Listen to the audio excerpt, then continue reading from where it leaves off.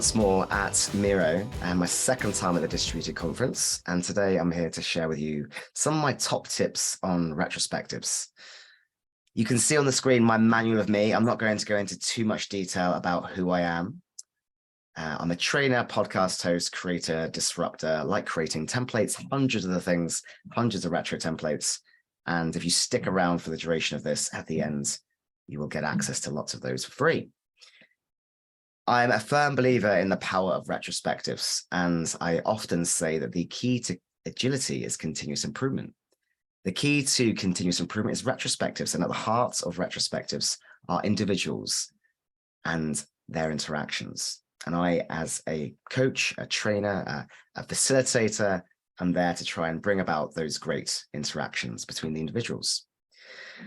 If any of you have used any of my Miro templates, some sad news for you, because I do create a lot of them.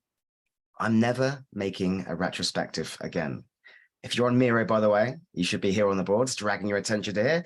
Never making a retrospective again. I'm going to stop making new ones now to focus on other ways of bringing creativity to the workplace, to give my attention to the meetings that are in greater need of new thinking. You have hundreds of options at your disposal now on the retro side of things, and it's up to you to use them to help your teams. Is anyone believing that? Certainly not me. I will zoom in, absolutely, yes. So, voila. And for those of you that are streaming and can't access the Miro board for whatever reason, participate as best you can. So if anyone's not believing this, this is just a classic example of one of these. And this is just me highlighting that there are so many ways that you can do a retrospective. So the classic Rick Roll, the song Never Gonna Give You Up. In our team, what are the things that we should never give up on? What's key to our success? Who or what never lets us down, or what should we be celebrating? Where are we running around in circles? What's disappointed or frustrated us and made us cry? Where are we never going to say goodbye, or what should we be saying goodbye to? And never going to tell a lie. How could we improve our transparency and maintain open communication amongst us? Right, so you've learned a slight bit about me. What I'd like to do is learn a bit about you. What is your experiences with retrospectives? You've got a scale here from zero confidence on the bottom left-hand side of the scale, the bottom, at the top of the hill, you've got, I've got this. And the way you can share your perspective is to drag one of these little flag icons on the Miro boards and move them onto the scale accordingly. I invite you to do so. Jump on the Miro link that I know Jennifer Clark has shared kindly, my moderator today, and share your perspective. And if you can't access, because there is a cap on the number of people that can use Miro today, then just reflect individually. Where are you on that scale?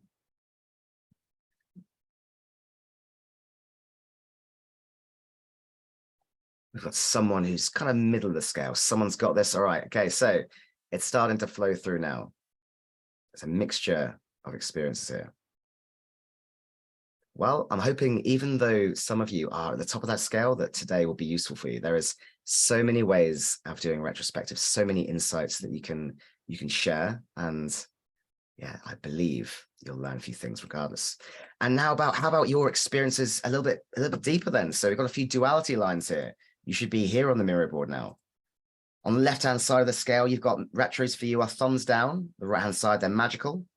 The left-hand side of the scale, you've got they're confusing. On the right side, they're light bulb moments. And then again, powerful versus so frustrating, they make your laptop want to explode. Use the cute little post-it dudes to share your own perspective on these scales.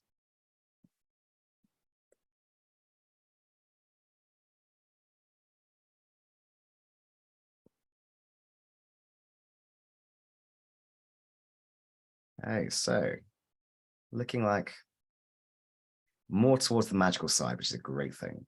Good to hear. And again, more towards the powerful and more towards light bulb moments.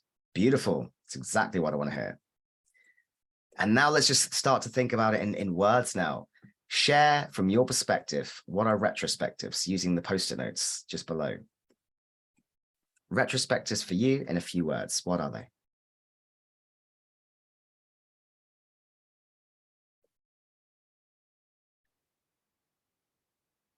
A double left click on these post-it notes will allow you to type inside.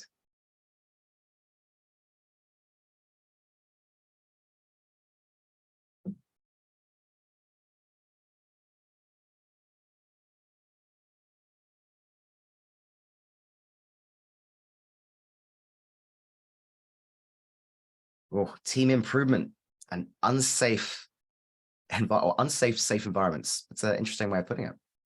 They're insightful, they're authentic, they are tools for brainstorming, reflections, an opportunity to be better in the future, a chance to collaborate. They're empowering, problem solving. Yes, beautiful things. Just what I want to hear. Okay, now I firmly believe in using this time in a way that you, the audience, would like to use it. So I'm going to invite you to join me in one of my favorite ways to do a session, which is to choose your own adventure. That was my favorite format of book as a child, where you'd have a hero and you'd say, right, I'm going to go into the dungeon. And to go into the dungeon, you choose page 297. And then when you turn to that page, you realize your character had fallen into a trapdoor, and you had to start at the beginning again. I was like, no, I didn't actually do that. I invite you to do the same. The options you have at your disposal for this session today are to learn about the foundations of retrospectives, the key things that need to be in place to enable a great retrospective.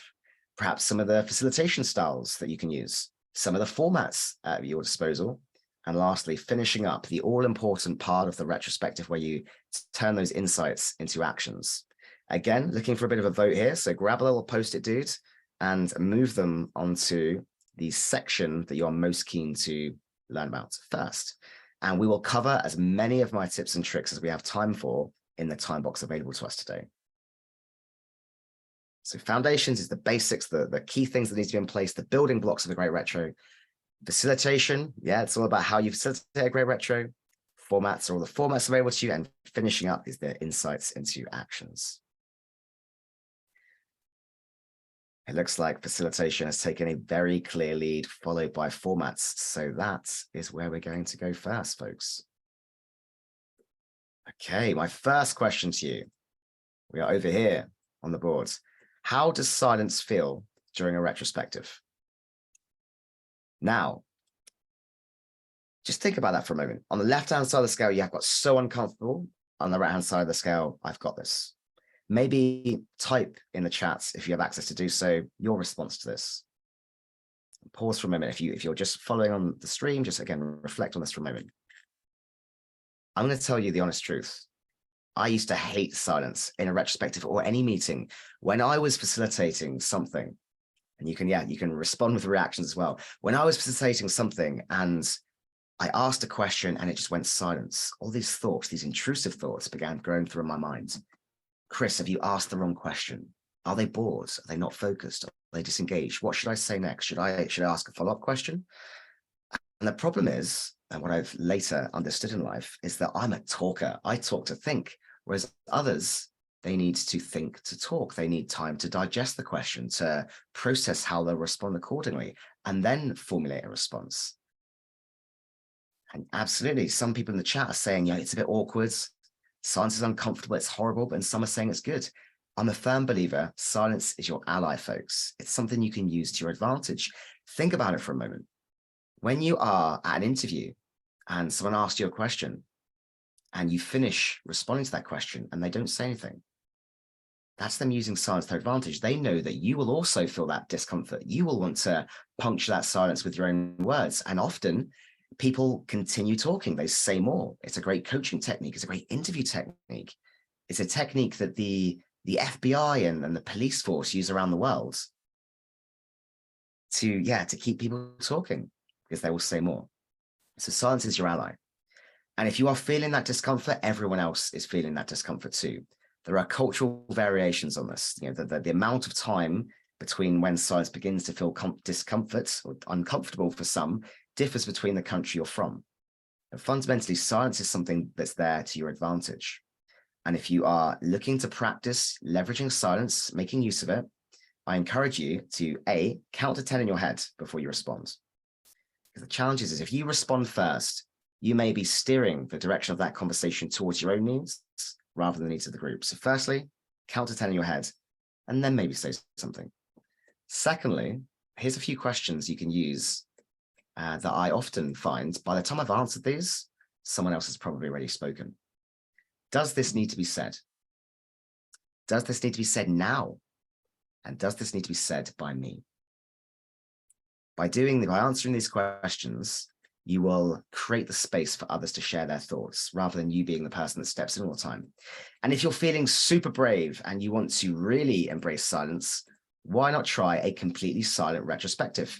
This was a technique that was introduced to me by a gent called Dovsal, and it's in the words. You don't speak. You quite simply create the space where people can interact on a Miro board, sharing their thoughts, 2 prompts, and nobody speaks. You respect the silence. And the great thing about this is it forces focus. You can't be distracted by Slack messages or emails or otherwise. You have to pay attention to what people are saying on the board. And if you need to clarify something, maybe you do so with a different colored Post-it note to ask a follow-up question. Again, just an experiment.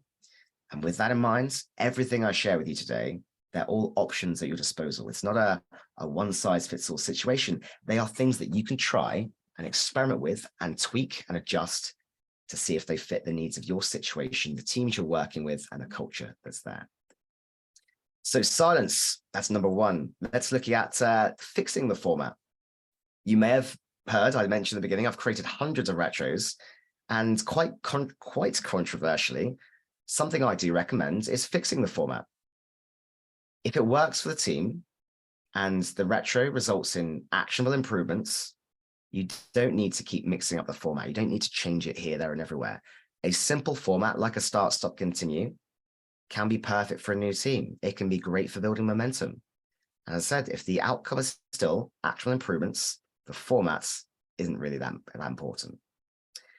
However, to flip that around a bit, and this is what I do most of the time, I like to flex the format. And what I mean by that is use lots of different formats to generate insights, to provoke conversations, to keep the engagement there. And what you're seeing on the screen here is just a few examples of the hundreds I've created. And there's lots of great retro template creators out there. There's loads on the Miroverse. There's Dave Westgarth. There's Steve Sampson-Jones. Some great retro template creators out there. But here's an example of the Diwali retrospective. I noticed a couple of years ago that there were so many westernized retro formats, and they didn't particularly resonate with people in different parts of the world. So you can do a retrospective based on the principles and the cultural side of things and celebrate the microculture of teams. So this is the Diwali retro, a retro for good over evil. And when I've used this, and when others have used this with people from India in particular, it brought them out of their shell. They were more open and communicative than they had been before. You've got the dog meme retrospective, because who doesn't communicate using the medium of memes these days? And you can just have a bit of a light-hearted take on it. So where are we on fire as a team? Who's pawsome? You know, everyone loves dogs and animals. Where are we excelling? Just have a bit of fun with it. You can have the Squid Games retrospective. I'm not going to zoom too much into this one because, you know, spoilers, but you can use the themes and the games from TV shows. You can use the cricket retrospective and find out, hey, what did we hit for 6 in the last iteration? Or where were we bowled out for a duck? So there's lots of ways of doing retrospectives in a way that flexes the format. And again, in doing so, you bring insights, you bring interaction, you bring fun. People start looking forward to the retro rather than dreading it. And we're going to do a very quick exercise now, and I'm going to need your help. Tell me, what is this song? Under pressure. Under pressure. Sure, or who's it by? It's probably the better question. I know there's a delay between the chat and me, but it's Queen. You all know it's Queen. And if I do this one. Somebody once told me the world is gonna roll me. I ain't the sharpest tool in the Shrek, and then we got Friends. And we've got Star Wars. And all of these things, trust me, when I do this with a group of people, they start to smile and they start to laugh and they engage, and the elevation in energy is so drastic. So you can weave these themes, these formats, these things that are nostalgic, that people enjoy, into the way we do meetings. Think about it for a moment. I guarantee every one of you here has a passion, an insight, an interest, something you really enjoy. It might be a book, it might be a video game, it might be a television series, it might be a sport, a hobby. We are all individuals. We all have these passions, these things that we love. And why not leverage those? Why not make use of those? Why not learn what your team's microculture is and weave it into how you work? These things are billions of dollar industries. Every year, people spend that money on them. And it's because we like escaping reality. We like fun. And I'm a firm believer that the workplace can be fun. Now, we've talked about flexing the format. We've talked about fixing the format. Sometimes you've just got to say, hey, fuck the format. Excuse my language, Miro. But sometimes you just need an open and honest conversation. And a fancy format can be distracting. I once went into a retrospective. It was with a very senior group, a leadership team.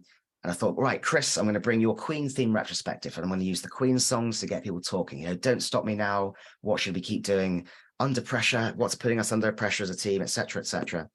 And it was just falling flat. It was landing miserably. It wasn't working. So I just said, hey, ignore that. Tried something, didn't work. What is the most important thing we need to be talking about right now? What is the one thing we need to do to move us closer to achieving our top priority? And it just created the space for an open and honest conversation. I'm sharing some real feedback from one of my retros here. It wasn't one that I facilitated. It was one that someone else had facilitated. And it was on the Home Alone retrospective. Christmas is coming up. There's lots of Christmas retros. But the Home Alone retrospective has a quote, keep the change, you filthy animal. Yeah, Macaulay Culkin famously says that in the film. And that's about, hey, you know, what do we not want to keep doing? And someone said, well, this retro board, they weren't feeling it. And the facilitator took them off guard. They weren't ready for it. So sometimes it won't work, and that's okay. You can experiment, you can try things. Importantly, always try and approach these things from a position of curiosity rather than judgment. Understand what's going on. And the best thing I could probably say to you all is invite people to be part of change. Position it as an experiment. Invite them to say, hey, I want to try something. I want to try and experiment. It's not permanent, but you're going to give it a go. And here is maybe 5 ways we could do a retrospective and give them the option to choose. And maybe it becomes a thing where everyone gets a turn to choose the format next time. And then it becomes like a fun thing where they create them together. It's always lots of ways of doing it. Now, the facilitation flux, this is where you mix up who facilitates. Because continuous improvement, folks, is a team sport. It's not just one person to deal with. Now, you can see what you're seeing on the screen is a bit of musical chairs. What I believe is that every time someone comes in to facilitate a retrospective, they bring their own stance, their own style, their own energy. And by doing this, what you're going to do is build in the collective capability for continuous improvement into the team. When I'm coaching people, my aim is to make myself redundant, to remove myself from the equation, to make the team or company less reliant upon me. And by doing this, by getting people to facilitate the retro as well, you're going to build that skill, that collective skill into the team rather than the facilitator to bring about. So I definitely recommend doing that. Rotate who does it, make it again a nomination thing. Maybe one person goes, another person goes next. And then you're going to build the skill, the collective skill for facilitation into the team. Why don't we look at escaping the environment? Now, what you're seeing on the screen, we are slightly down here now. You're seeing a sentence, which I'm going to invite you to read for a moment. Just pause and read that.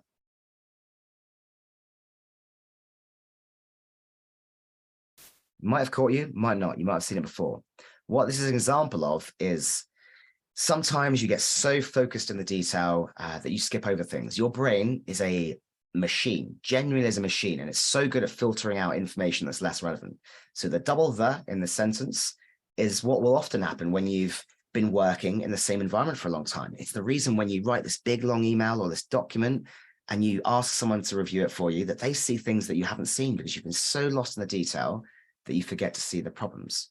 And the same is true of teams. If they've been working together for a long time, they may just get used to a certain way of working. They may stop seeing the opportunities. And escaping the environment is a way to move past that. Now, there's 3 ways I recommend doing it. You can literally escape the environment. Get out of your desk, get out of your office, get out of the environment. So go for a walk and talk. I get my best ideas, folks, when I'm moving, not when I'm sat in front of a desk or inside a meeting.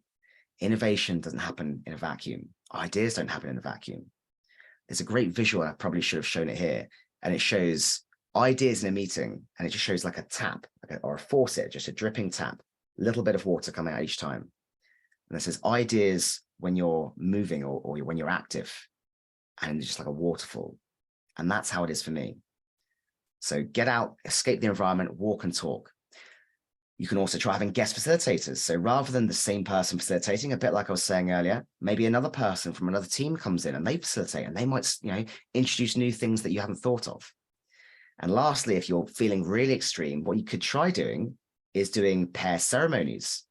A common practice in the software world is to pair program, or a common practice for people that like to work together is working out loud, or body doubling. And pair ceremonies is an example of where you say, hey, right, this team's working over there. We're going to just shadow what they do for a few sessions and see how they do it. And maybe they shadow ours, and we might pick up a few things about how they do things. So there's a few ways you can escape the environment and just see things that you hadn't seen before. The dealer's choice, right? So question, and just chuck on the Miro board here your thoughts on this. How does it feel, folks, when you're in a meeting and one person calls everyone out one at a time to share their thoughts? Double click on the post-it notes. Let me know your thoughts. How does it feel?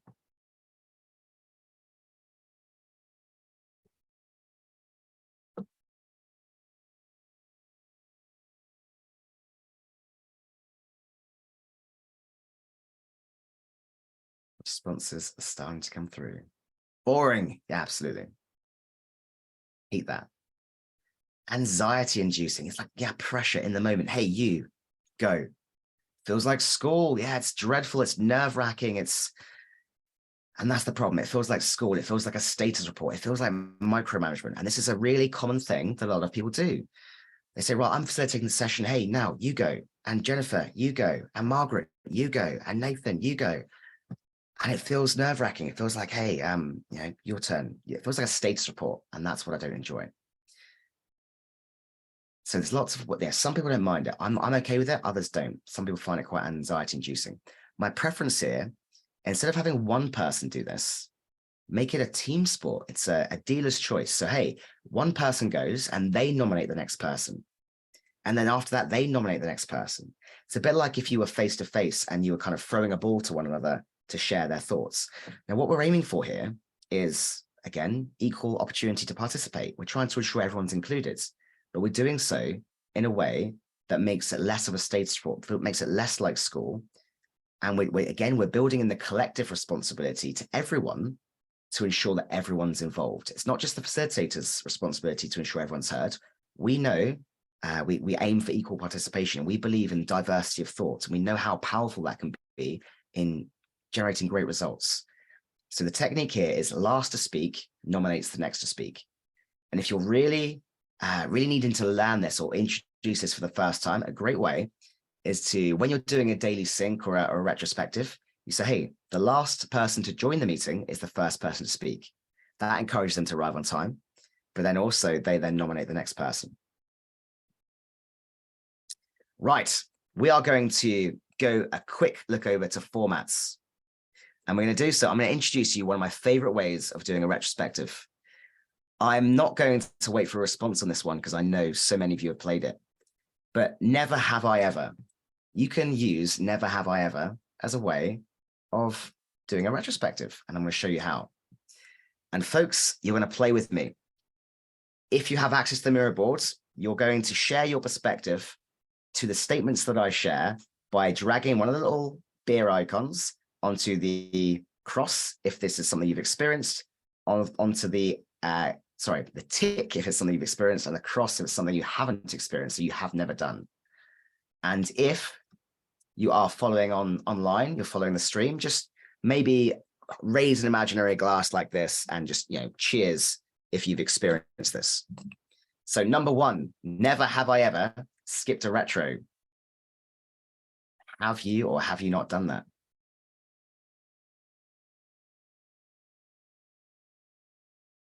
Looking to drag the beer icons onto the tick or the cross to respond accordingly. Or I can see some people are doing is they're starting to move the icons onto some of these statements. That's another way of doing this. You could basically put this board up to your team and say, right, which ones of these have you experienced? And the beauty of it is that it gets the conversation going in a fun way. I do encourage this is done in a pub, perhaps with a few beers on a Friday afternoon after maybe a very serious or a tough time. It's a great way to decompress, but it's a great way to start the conversation. You can use all sorts of statements. Never have I ever spoken to a customer. We want to be closer to our customers, not farther away. Never have I ever felt unsafe to speak in a meeting. Again, that's an undesirable behavior. We want people to feel safe, psychologically safe to speak out. Never have I ever committed code without peer review. We've all probably done it, or many people have done it. Never have I ever felt we were working at an unsustainable pace. Never have I ever asked for help. And you can start these off. You can introduce these versions, these questions, and you can say, hey, now you suggest one, folks. So just an interesting way of running a retrospective by gamifying it a bit. You've also got the Tetris retrospective. Again, I have music to follow this up. It's the reason I like to use audio. Again, it brings in the atmosphere. But the way the Tetris retrospective works is you begin with an empty grid. You're seeing a completed example of one here. And each of these blocks represent a different prompt. So you'll basically roll a random generator. The number will tell you which type of block you get. And then you're basically putting the block on the grid and adding a question or adding a response to the prompt related to it. So the L shape, L for L for losing, L for a loss. So where are we losing as a team? Where could we do with some help? The J shape looks a bit like a thumbs up. So who's doing some great work? Kudos. The S shape, let's make our next iteration a success. So S for success. Where do we need to make that happen? The O shape is, a really solid block at the bottom. So it's about strong foundations. What makes us robust and resilient as a team? The Z shape, Z being the last letter of the alphabet, save the best till last. What helps us perform our best? The T shape, what just fits us perfectly as a team? What suits us to a T? And lastly, that big I block in the middle, the long one that we're always missing when we're playing Tetris. What's our missing piece as a team?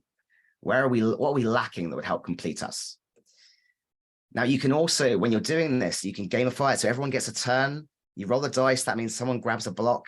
Your objective is to try and have as few of these black spaces as possible. So fill the grid as much as possible. And every time you reach 4 or so rows, you've got to try and capture an action. So you're trying to capture an action incrementally as you go along, rather than waiting till the end. Just another way of doing it. Who's familiar with the technique world's worst or reverse brainstorming? Let me know in the chat.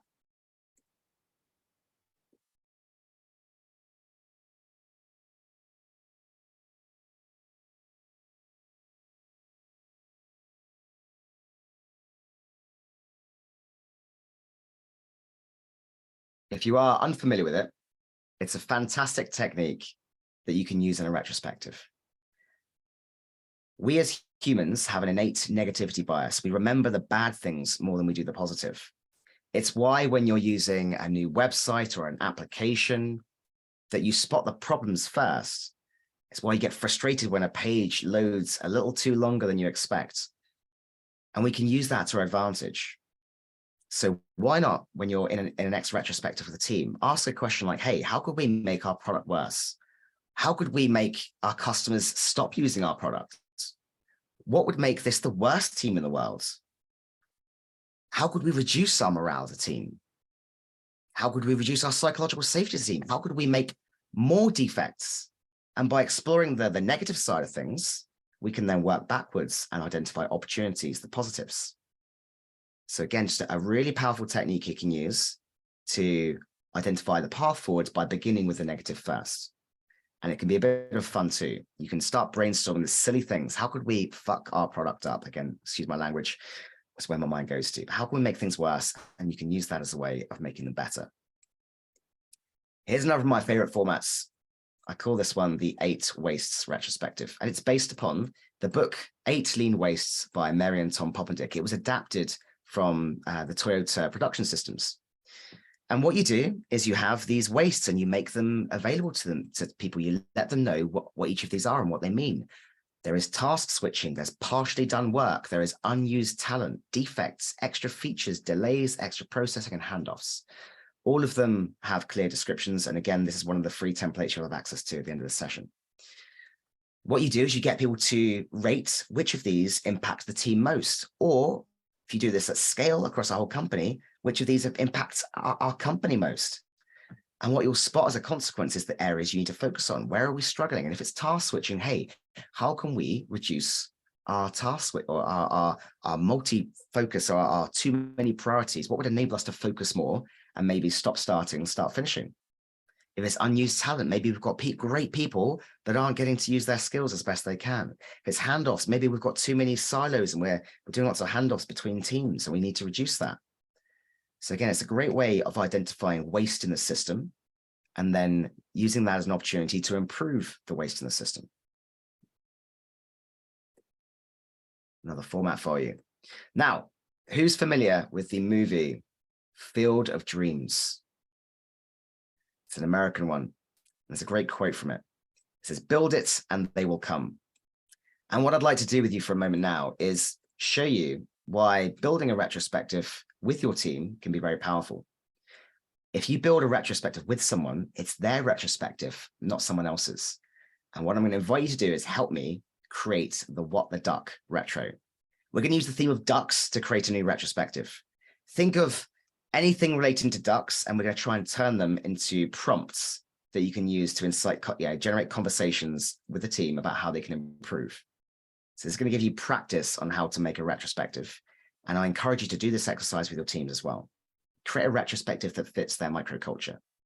So what I invite you to do is type on these little post-it notes. We can make a few more. In fact, I'm going to make a few more here.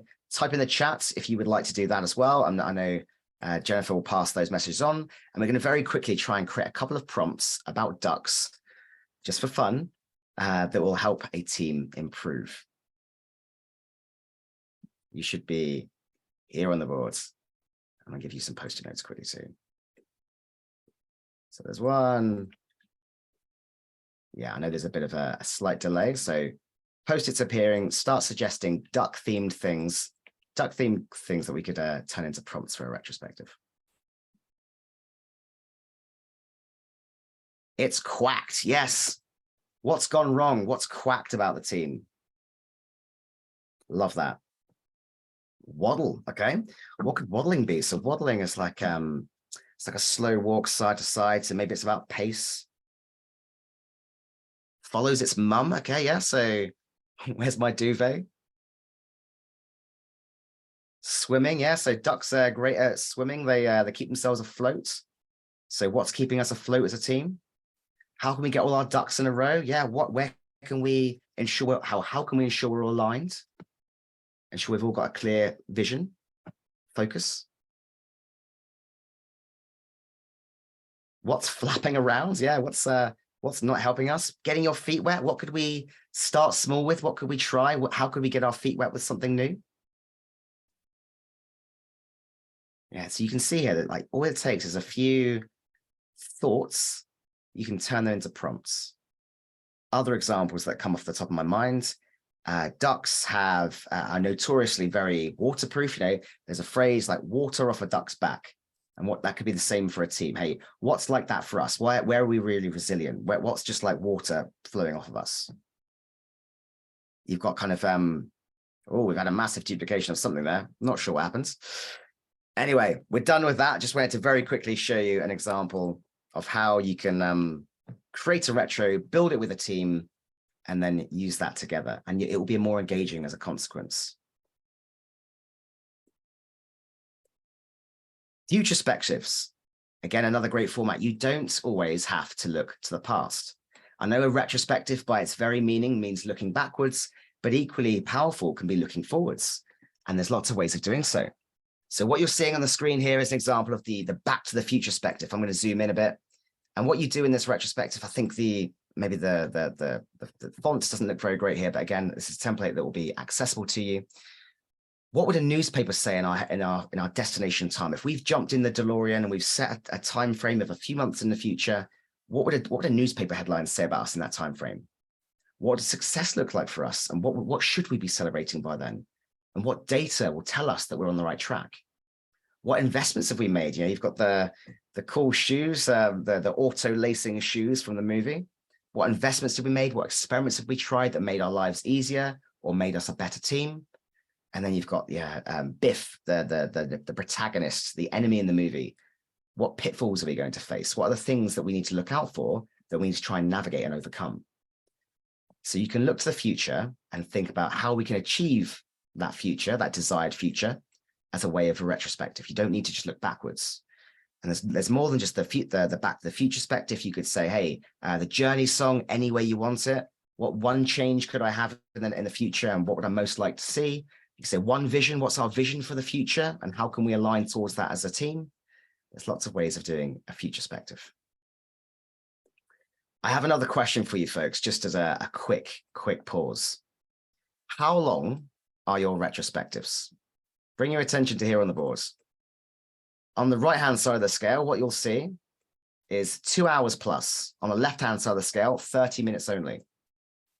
Drag a little timer icon onto that scale to share your experience. Where are you?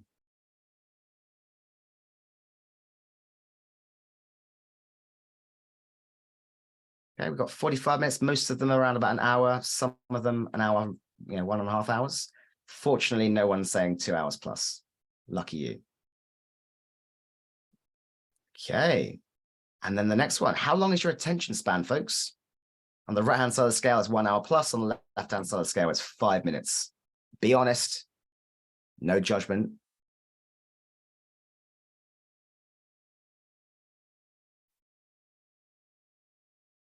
I've done this exercise a lot of times. The vast majority of the time, people say, hey, my retros are 1 to 1.5 hours. My attention span is usually 30 minutes or less. Okay, so we've got a problem there, because right at the end of a retrospective, that is typically when you capture the actions. And that's the most important part of the retrospective. They're the things you're going to do differently, because otherwise all you've done is just talk.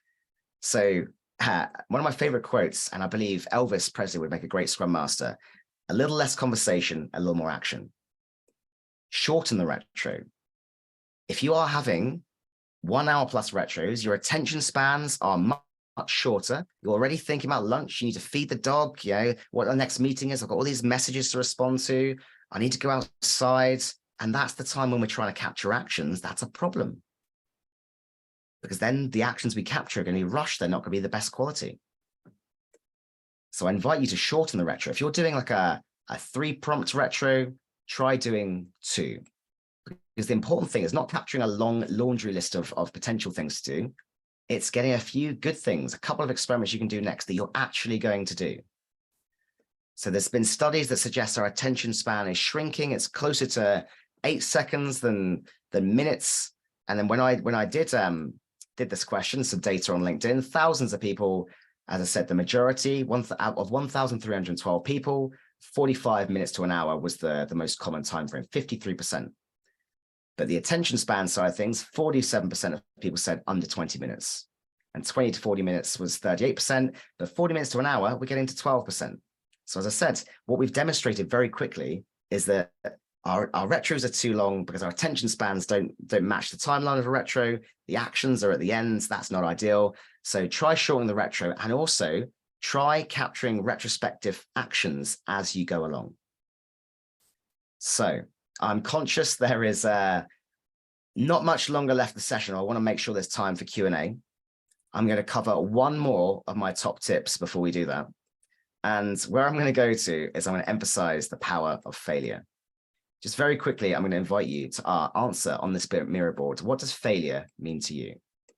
And once you've done that, I'm going to tell you why it's so important to destigmatize failure.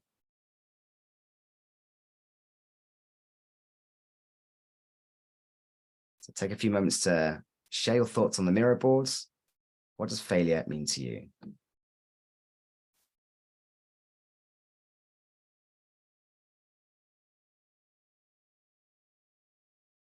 Learning, beautiful. That's exactly what it is.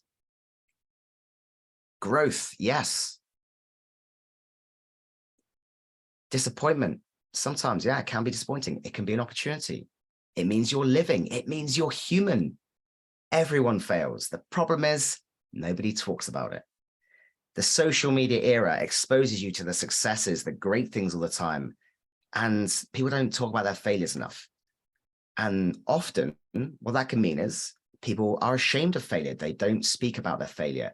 Their failures aren't spoken about, and therefore others may make the same mistakes, which means it's wasteful, which means there's more time and energy spent doing the same things over and over, making the same mistakes. And if we're afraid of failure, we're not going to be speaking openly. And psychological safety is so important in teams. So I believe in celebrating failure. And a great format you have available to you is to do a failure fest. And in a failure fest, you as the facilitator, I recommend you start.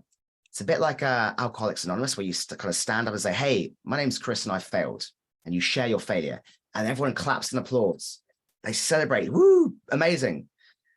And then you explain your failure and what you learned from it. And maybe you invite others an opportunity to share how they might have approached the scenario. And then maybe at the end of the session, you award the best failure. So it's like a voting. This was the biggest fuck up, the biggest mistake. So try this with your teams. It's a great way of destigmatizing failure. It's a great way of rebranding failure as an opportunity to learn, because fundamentally, nobody is successful without first failing a lot. Failure is the pathway to success. So give that a go. Now, it's pretty much time for Q&A, but I would be a very poor example of someone who is a believer in continuous improvement and retrospectives without inviting you to share your feedback on your experiences in this particular live workshop session with Miro Distributed. So I invite you to scan that QR code or go on to talk.ac/Chrisstone and enter the code DUCK on the screen. By giving me some feedback, you will help me to continuously improve, but also anyone that does this will get 110 free templates that you can use inside Miro in a single download if you do that feedback. Again, it will really help me to improve these sessions. And then I'm just going to leave it open to Q&A. And Jennifer is going to capture the questions for me in the chat.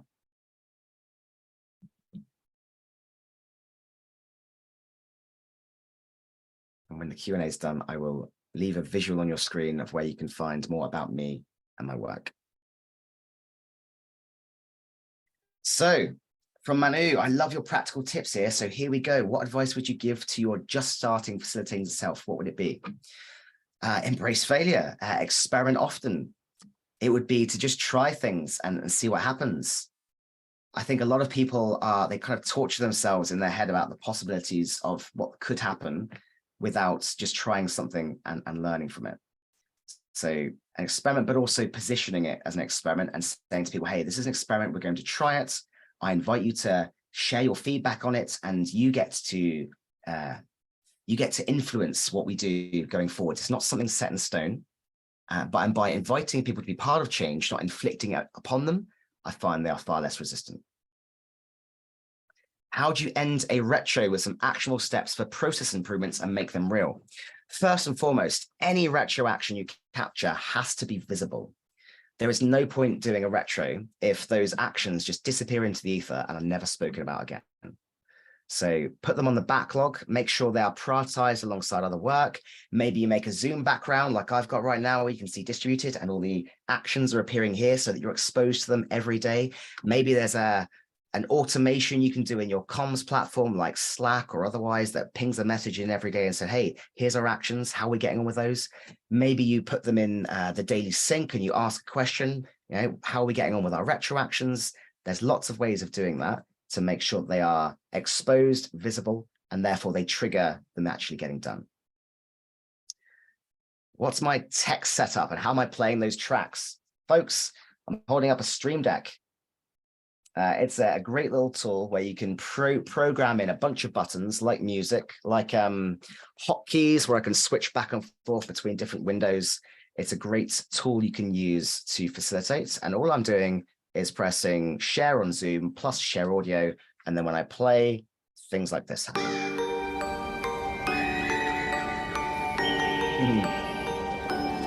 What does the polar bear principle mean? So I often, when I'm talking about icebreakers, I say, how much does a polar bear weigh, folks? And people start guessing in numbers. And I say, well, they weigh enough to break the ice. It's a really bad dad joke, but it's just a great way of ensuring you focus on the human behind the team, the people, because in this often virtual world, and I do 99% of my work remotely, it's easy to think of the people in your team as just avatars on a screen, names, especially if they don't have their cameras on.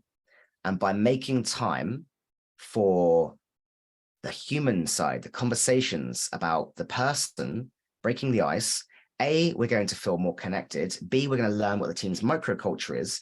And then with that microculture, you can create experiences that resonate with the team, that they're connected to and engage with. So they look forward to meetings and retrospectives rather than dread them.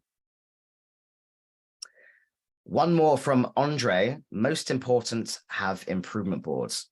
I'm not sure if that's a question.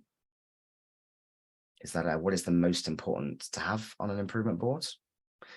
If that's the question, the most important thing to have on any improvement board or initiative is things you can actually do. So tangible actions. I think a lot of people think of improvements as these large things, these big chunks of stuff that take time and energy. I encourage you to think about small improvements, 1% improvements, marginal gains. There's a great book, Atomic Habits by James Clear. If we had gotten to that portion of the workshop, as I said, it's choose your own adventure, we would have gone into here, which talks about marginal gains. And there's a technique I use called the marginal gains gauntlet that takes an area and uses a number of questions to prompt breaking them down to smaller chunks, 1% improvements that you can do immediately rather than being dependent on other things. I think that might be the end of the Q&A. What I'm going to leave you folks with now, and again, if there are any other questions, don't hesitate to ask. Reach out to me on LinkedIn and just ask me the question. What you're seeing on the screen here is some other links that you might find useful. So my YouTube channel, my website, where you can download hundreds of templates one by one, not all in one, but if you do provide the feedback, you do get all the templates in one download. You can follow me on LinkedIn. That's where I share the majority of my materials and ideas. And if you scan the QR code there, that's just a shortcut to all of the links that you might find useful, including my podcast and otherwise. And that's it, folks. It's been a pleasure to share with you about retrospectives today. All I ask is that you go and put it into practice. Choose one thing that you can try with your teams next and experiment with it. See what happens. Let me know how it goes.